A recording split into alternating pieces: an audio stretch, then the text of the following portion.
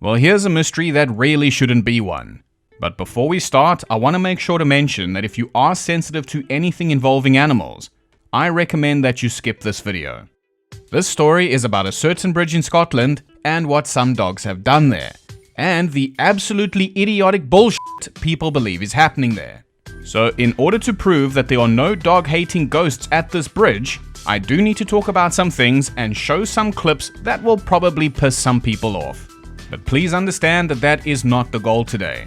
I just know how some people feel when it comes to things involving animals. That's why there's literally a website dedicated to dogs in horror movies called doesthedogdie.com. So even when it's not real, like in a horror movie for example, it still bothers some people. And I get that.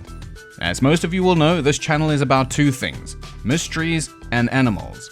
I actually named this channel after my cat. Well, sort of. Her name is Misty, but the point is, I don't particularly like stories like the Overtoun Bridge either. I've actually had the script prepared now for about 2 months, and I've even recorded it 3 times. But I've always just said no, I'm not gonna upload this. However, since I've recently been covering stupid bullshit like UFOs and conspiracy theories, I've been seeing some stupid bullshit in my comment section. So I think it's finally time to cover the Overtoun Bridge, to hopefully encourage some critical thinking and to demonstrate why exactly urban legends and conspiracy theories are not always just fun campfire stories. Sometimes believing this stupid bullshit can be dangerous. Now I'm just going to play a clip of Misty while I give you some time to decide if you want to struggle through this with me, to find out how people who actually know what they're talking about have solved this mystery. Just look at her go. The universe's perfect killing machine. Alright, now if you watch the same shit on YouTube that I do, you probably watch a lot of channels that cover weird unsolved mysteries and strange stories. So you've probably heard about the Overtoun Bridge before. So you'll also know that most of these channels lean hard into the supernatural theories around this bridge. And that's fine, I guess. Researching shit is hard, but I just prefer a real explanation. Now for everybody unfamiliar with this stupid story, in Dumbarton, Scotland, there is the small bridge crossing a ravine on the approach road to the Overtoun house. This bridge, unsurprisingly named the Overtoun Bridge, was finished in 1895, and since sometime in the 1950s, there has apparently been about 300 to 600 reports of dogs jumping off this 15-meter high bridge into the ravine below, with at least 50 of these dogs dying from the fall. And allegedly, they all jump from the same part of the bridge. Now you'd think with that many reports of dogs jumping, there would be more eyewitness testimony. Surprisingly, I've only come across a handful.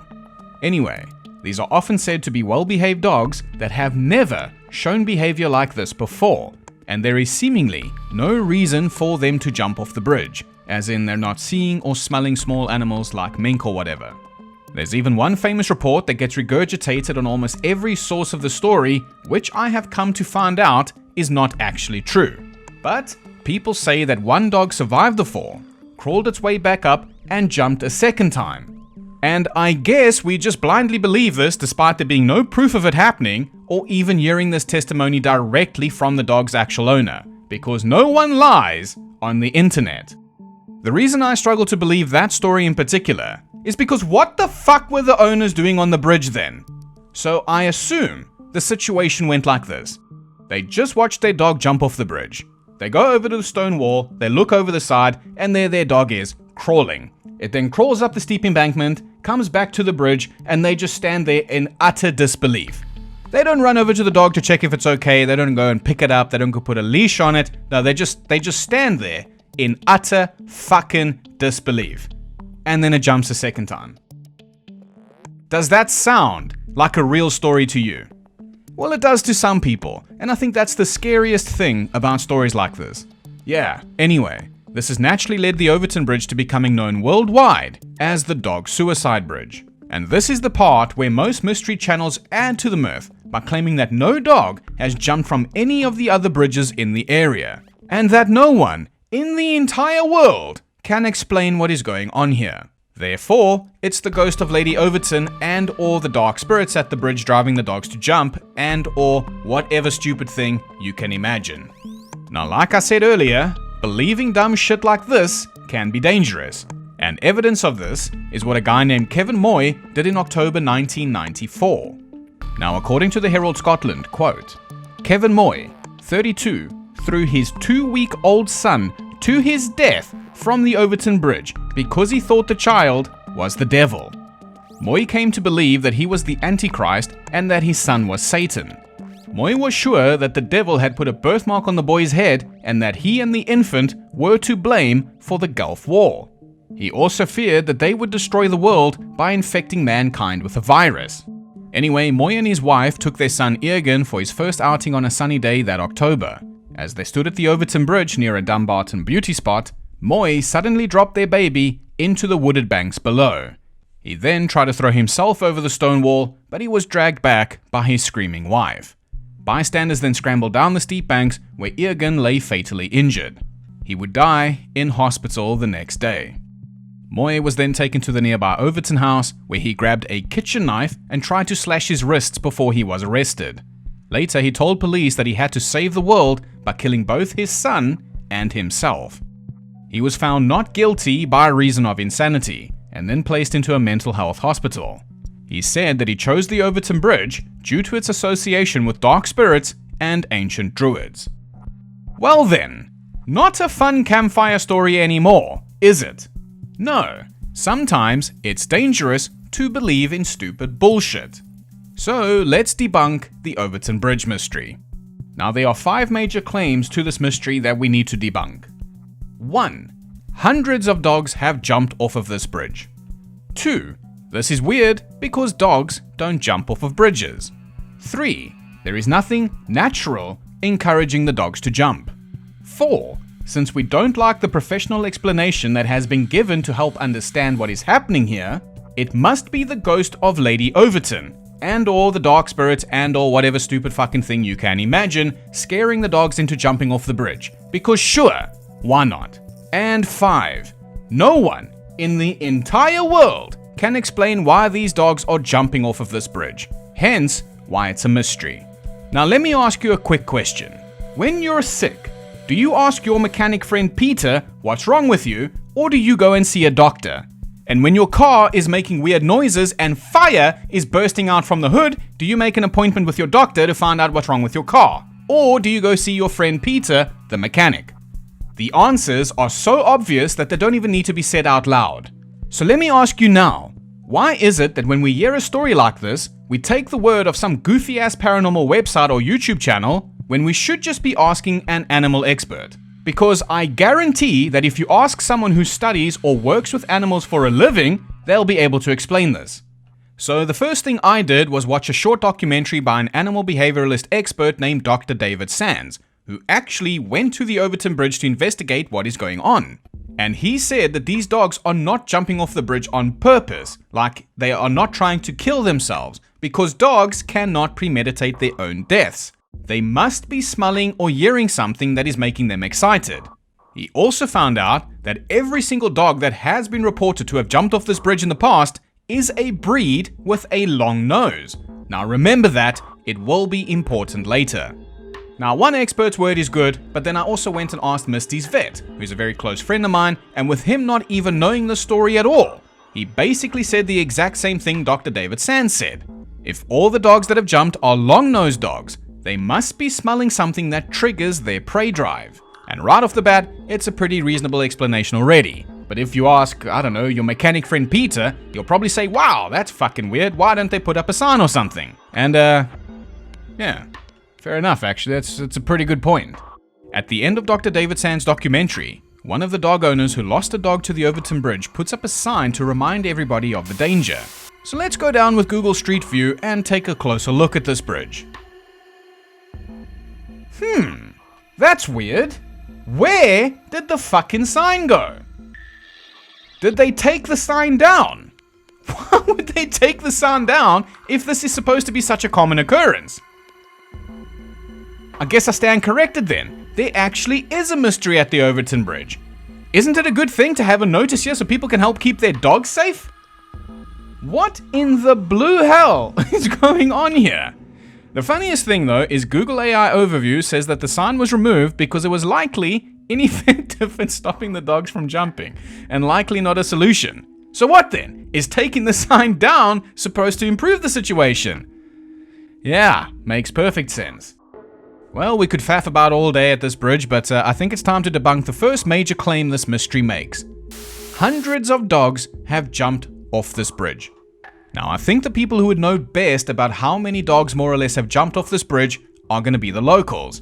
And I have found some comments online from people who say they live in the area. But as always with random comments online, take them with a grain of salt. But here's an interesting comment I found on Reddit by a user named Cynical Frontbum. Quote, I live a few miles away from the bridge and work with a few people who live much closer. The numbers have to have been greatly exaggerated. The only time this bridge gets mentioned is in articles or YouTube videos from outside Scotland. He is correct. I am in South Africa. If it was a persistent issue, dog walkers would be up in arms about it.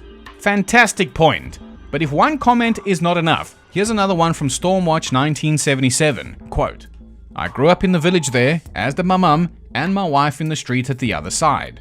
I still live near there and walked my dogs over that bridge plenty of times over the decades without incident. A few dogs have jumped over it, but nowhere near the hundreds claimed online. No one in the village even mentions it. It's only a story for online paranormal websites. And that's probably because paranormal websites have nothing to talk about, because there's no such thing as the paranormal. So they have to make up stories. Now, I'm going to take these two comments and I'm going to add them to the fact that I've only found literally a handful of reports from dog owners whose dogs have jumped off the Overtoun Bridge to surmise that, yeah, the number of dogs claimed to have jumped off this bridge has been greatly exaggerated. So, in my opinion, claim 1 is debunked.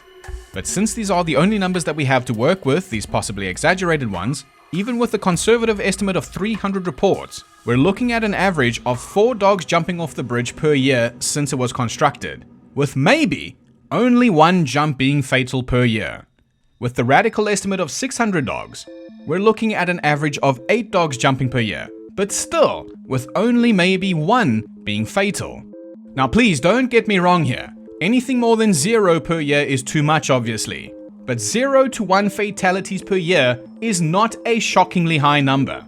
Even PETA puts more dogs to sleep per year than that. And no, not your mechanic friend, the people for the ethical treatment of animals. But does anybody call PETA the dog suicide animal shelter? No, and that's probably because most people just call them a joke. Now, if you're thinking that's not a fair comparison, because dogs don't choose to go to PETA to kill themselves, well, neither do the dogs who jump off the Overtoun Bridge. They're not choosing to leave home, walking miles to this bridge, and then jumping off the bridge with the intention to kill themselves there either. This only seems to happen when dog owners are taking their long-nosed dogs across the bridge for a walk. Therefore, there has to be something else causing them to do this.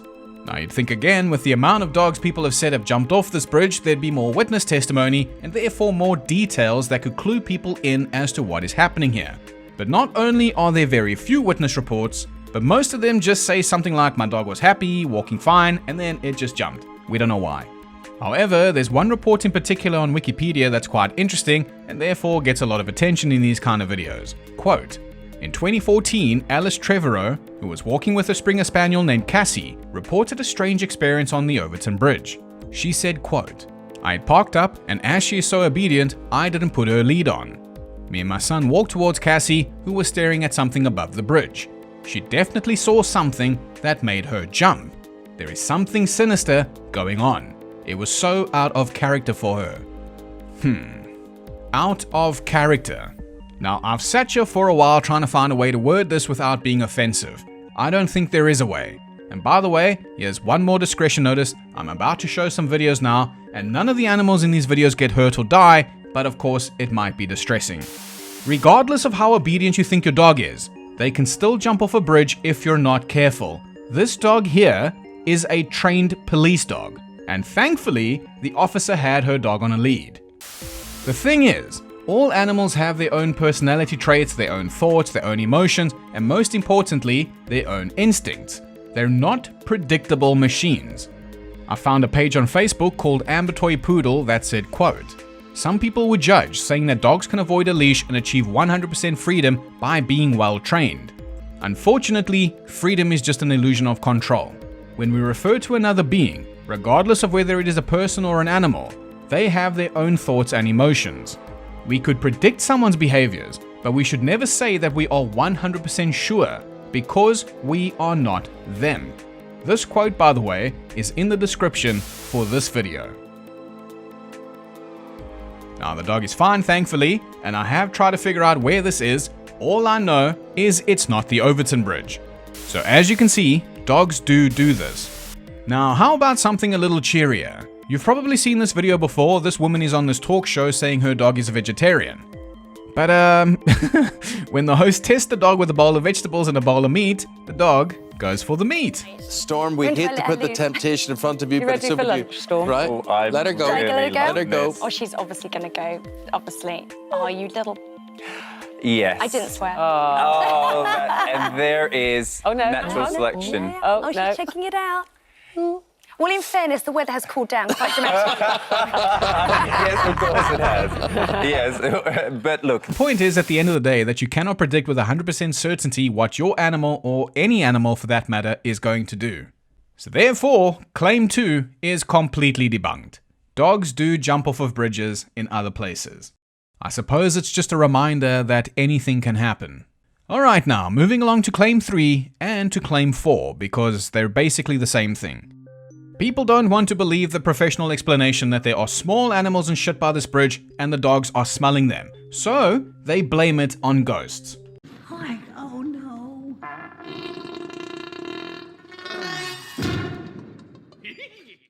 So let's deal with this ghost first, because I can prove with actual dates why it's just absolutely fucking ridiculous. According to a website called How Stuff Works, they explain that people suggest a grieving widow, known as the White Lady of Overtoun, maintains a ghostly presence at this bridge, stirring the dogs into a death frenzy because sure, why not? According to a website called the Dark Tales blog, sightings of the White Lady have been reported peering out of windows or even walking the grounds, and some locals believe that it is her presence that causes the dogs to jump from the bridge. And finally, according to a guy named Paul Owens, who's a religion and philosophy teacher from nearby Glasgow, who has studied this bridge for 11 years, You need to find yourself a girl, mate. believes that a ghost that dogs are able to perceive while humans cannot is responsible for them jumping from the bridge.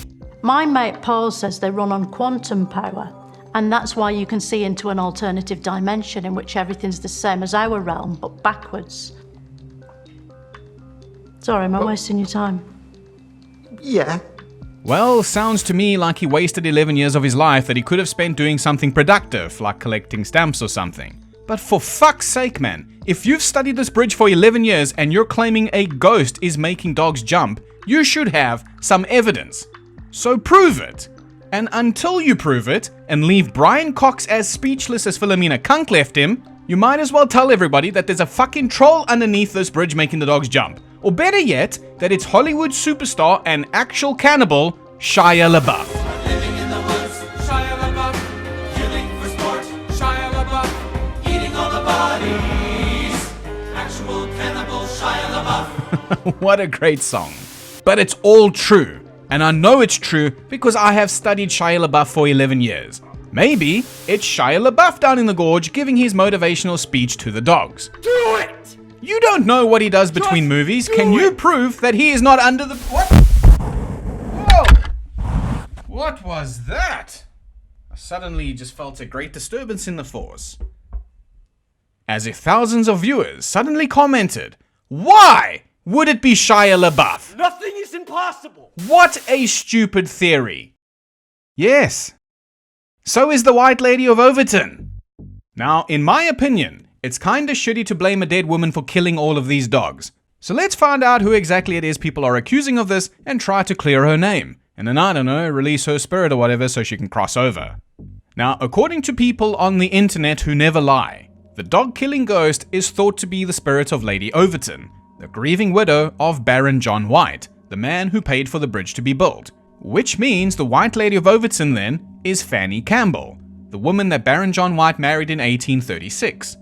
John White then died in 1884, and Fanny Campbell continued to live at the Overtoun house until her death in 1931. So, since the dog started jumping in the 1950s, there's a An obviously large gap between her death and the first dog jumping. But whatever, if it is Fanny Campbell making these dogs kill themselves, let me ask you this. Why is she so bad at it? If every dog that crossed this bridge jumped, then I'd say yeah, that's pretty weird. But even with exaggerated numbers, she's only making 4 to 8 dogs jump per year, with maybe only 1 being fatal. Even Peter puts more dogs to sleep per year than her. Maybe these paranormal websites should write about Peter instead. Although, what is Fanny Campbell's issue with long-nosed dogs? She clearly has nothing against small dogs like pugs or dogs with shorter noses like pit bulls, because again, without exception, every single dog that has been reported to have jumped off this bridge is a breed with a long nose, like Labradors, German Shepherds, and Golden Retrievers.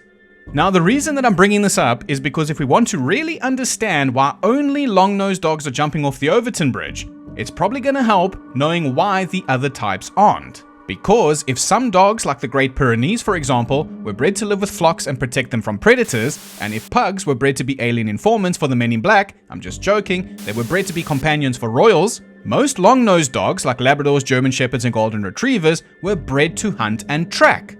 Therefore, they have an incredibly powerful scent detection.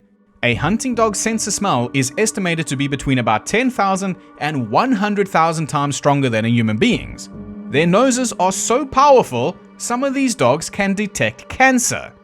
And unlike dogs like poodles and pugs who've had certain instincts bred out of them, most modern-day hunting dogs still share the same instincts as the ancestor of all dogs, the wolf, including the drive to chase prey. You should get to the point. Right, so let's get to the explanation of what is probably happening at this bridge now.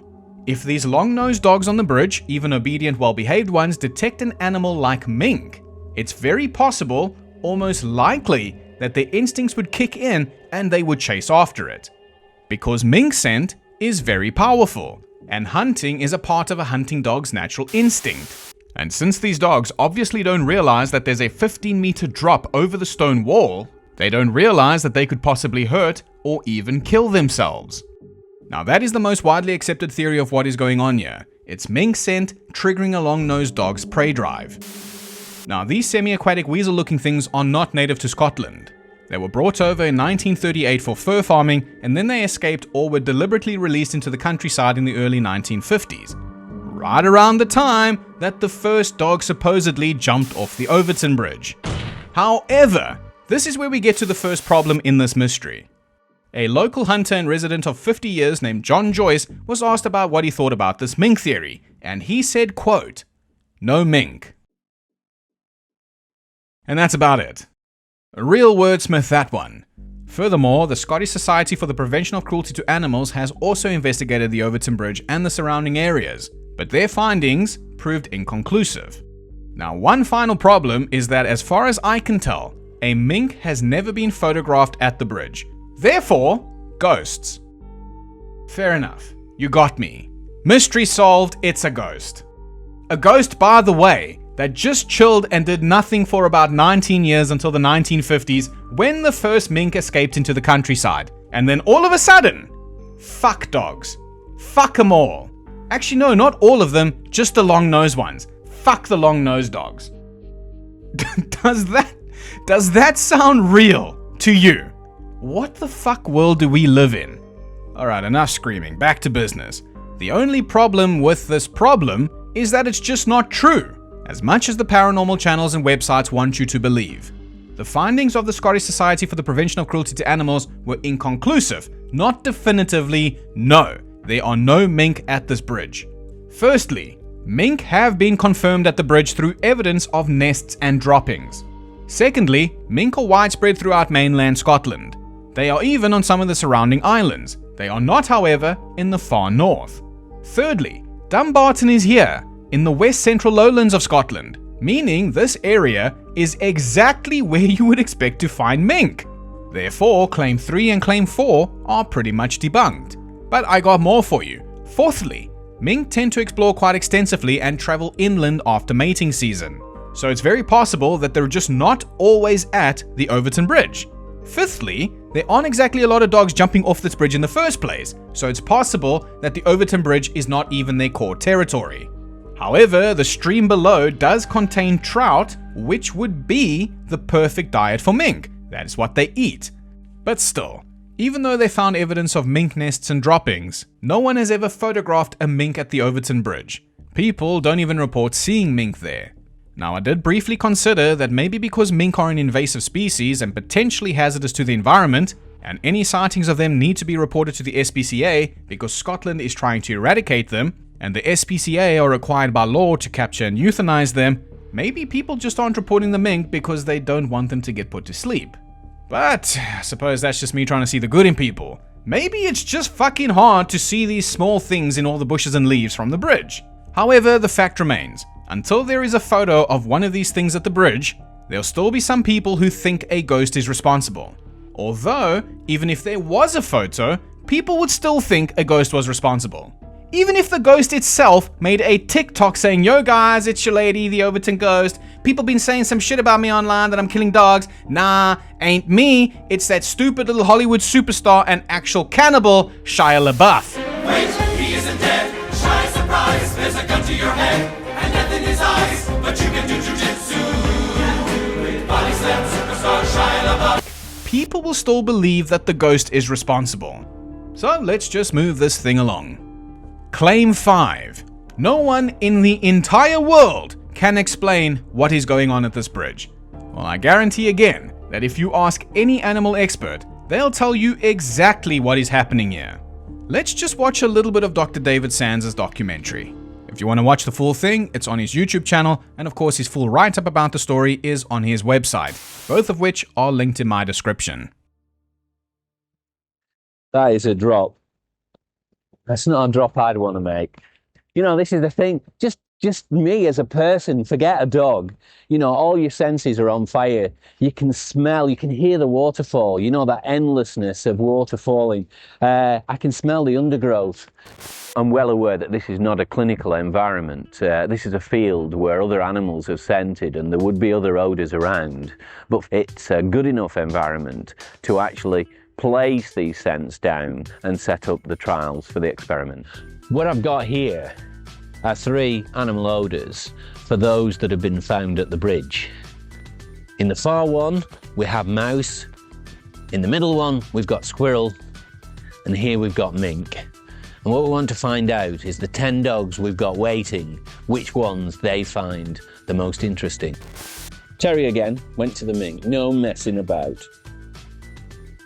Oh dear, there goes the blind poodle, following his nose. Whoa! Yeah, this experiment is really designed to show how the dogs' minds are working. 75% of the world is about what they can smell. And there was a fantastic bias towards the very strong odour of the mink. You could see there was a reaction there. Oh, you know, that's a strong smell. That's what we're looking for because we know that these animals have been detected at the bridge. So there we go. With the combination of factors at hand, the possible optical illusion, the running water below, Shia LaBeouf down in the gorge, the wind, and the powerful scent of mink detected by a long-nosed hunting dog, I think it's safe to suggest that this mystery is solved.